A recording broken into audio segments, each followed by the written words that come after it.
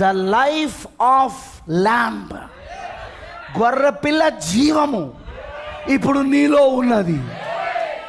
ఇప్పుడు గొర్రెపిల్ల జీవము నీలో ఉన్నది అంటే గొర్రెపిల్ల జీవితం నీలో ఉంటుంది.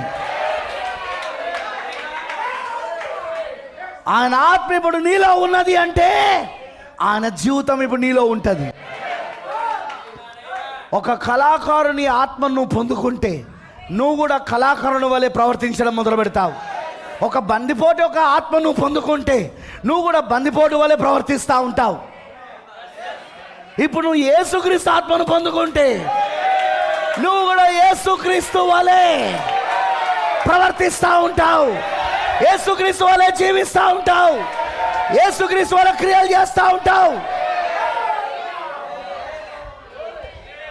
ఎందుకంటే ఆయన అన్నాడు, నా యందు విశ్వాసం ఉంచిన వాడు నేను చేయు క్రియలు వాడును చేయను, వీటికంటే మరి ఎక్కువ చేయను వాడు, గొప్పవి చేయను వాడు, గ్రేటర్ వర్క్స్, గొప్ప క్రియలు చేస్తాడన్నాడు ఆయన.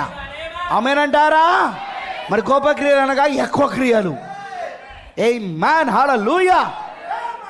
అందుకే పరిశుద్ధాత్మతో నువ్వు నింపబడితే గొర్రెపిల్ల జీవితం నీలో కనబడుతుంది, పంది జీవితం కనబడదు, కుక్క జీవితం నీలో కనబడదు. కుక్క జీవితం పంది జీవితం కాదు, గొర్రెపిల్ల జీవితం. ఎందుకంటే నువ్వు పొందుకున్నది గొర్రెపిల్ల ఆత్మ, నువ్వు పొందుకున్నది పరిశుద్ధాత్మ, గొర్రెపిల్ల ఆత్మను పొందుకున్నావు నువ్వు.